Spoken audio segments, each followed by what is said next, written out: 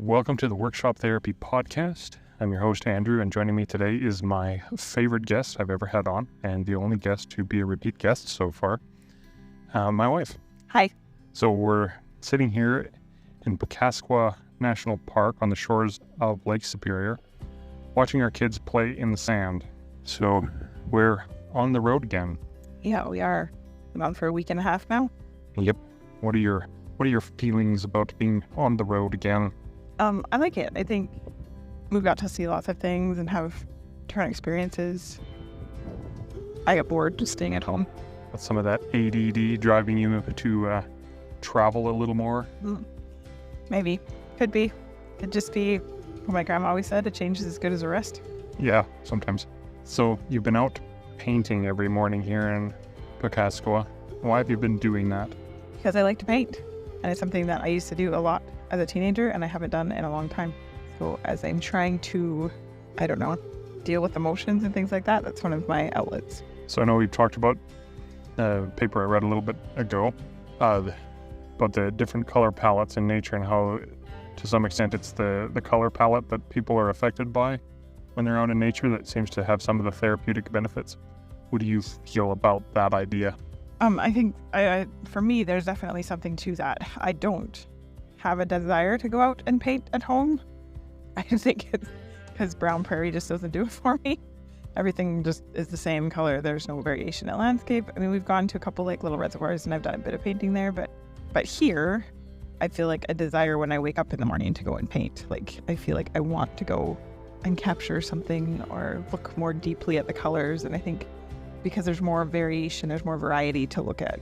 Yeah, just from where we're sitting right now, we got the blue of Lake Superior and the different colors. Blue, like there's blue and green, and there's like the brown reflection of the sand at the shoreline, and yeah, and then you got the grays and the blacks and the whites of the rocks and the bleached wood, and then you go into the trees and you have hundreds of different colors of green, and some of the leaves are starting to turn a little bit red.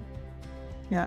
Then you have all those contrasts to draw your eye versus the prairie where we're currently living, where everything just turns the same shade of burnt grass brown. The dirt's the same color as everything's brown. But I think it affects, for me, I think it affects my mood. Like one of the things I noticed today, like when we were out hiking, I guess it was yesterday, I'm more patient when I'm out there than when I'm in the house. I'm more willing to let the kids explore, probably because I'm not thinking, oh my goodness, I'm gonna have to clean that up. I feel like I'm not as stressed. You could disagree.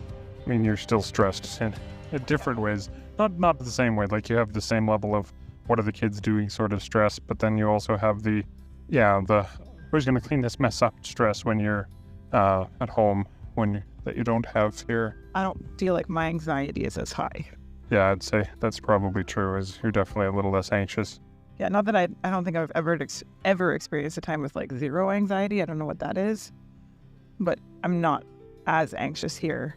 But I think some of that is to do with just like what you're looking at. It changes your mood or has power to do that. Yeah, I've run across a couple studies that talked about specifically nature therapy type of things that whatever it is, it's refreshing to your soul or to your psychological capacity to be in nature and to have it. And I think like water is a big thing for me and not like a little reservoir puddle. I like a lot of water. You like the largest lake in the world? Yeah.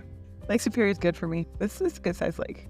On the ocean, like I'm looking forward to being back at the ocean and or being at the East Coast. I've never been to the East Coast, so seeing the Atlantic Ocean for the first time. But there's definitely like a connectedness feeling to nature, and for me, water in particular. I like mountains and I like trees and I love all the variety and the colors you see here that we don't see. But then that added element of water. Guess we'll need to hunt for a job in Nova Scotia, I guess, right? So if anybody listening happens to have a job over on the East Coast that they can hook me up with, I would have a hard time saying no, unless it's a really crummy job. I think that nature therapy thing, I think it's real. Like you see it in our son too, who's anxious. He's not. He's more patient with his sisters playing on the beach. He'll play with them here for hours. And they can wander and do their own things and come back together, I think. And I think like our family's a little bit unique that way because we kind of have 3 individual children because the age gaps are quite big. Not as much with our 2 little girls, but there's still almost 4 years between them. But our son, who's almost 8 years older than the middle kid, it's nice to see them enjoying time together where they can each play with things at their level. And like, we didn't even bring sand toys down here today, and they haven't even asked. They don't care. They're happy to dig with sticks in their hands and just be. And that the waves and it's healing. I wonder how much some of that has to do with just the fact that we have such a small space to be in and we have limited stuff. And so then there isn't an expectation of, well, I'm just going to go grab another toy or another box of toys or another bunch of things. The minimalist attitude too, I guess. It could be, I mean, there's probably definitely something to that, but I think like when we've gone to the beach at home, like to the reservoir beaches, I don't remember a time they haven't asked for sand toys. Well, some of that probably has to do with the amount of stuff that there is on the beach here. Yeah. You know, like there's all sorts of... into that variety of color and everything else, right? Like if you see it around you, you can see that there's things that you can create with and make with and play with.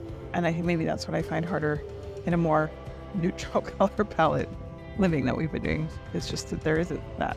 You don't see that every day, and I think you get complacent in that. So I hope you enjoyed that short conversation that we have had. My wife and I often talk about things and we very rarely record them, and every time that we do have a deep conversation, I think to myself, we should have recorded that and thrown it on the podcast. Yes, dear. And so as we were sitting here, thought maybe we'd record a little bit for this 5-Minute Monday. Wasn't a research update, but I hope you enjoyed it. Let me know what you think. Does nature affect your mood? Just does the color palette of nature affect your mood? Are there other things that you find therapeutic? If so, why don't you share a reel, share a comment on a video or whatever, tag me in it, and I'll share it along on my social medias, and we can all kind of develop a sense of therapy together. Hey, I just want to say thank you to all the patrons of the Workshop Therapy podcast. You guys make this show possible. If you're finding the show helpful and want to support it, there are a few tiers, including a simple $1 a month option to just say thanks. For $5 a month, you get access to the patrons-only video and podcast that has the pre-show and post-show, in addition to the regular podcast all in one feed. We all know the good stuff happens after the official mics are off, right? The $25 level gets you access to a monthly group coaching session where we can discuss all the things related to mental and physical health, any questions that you have and you feel comfortable with sharing. If you can't support financially, I totally understand, but I'd love it if you left a 5-star review or told a friend about the podcast.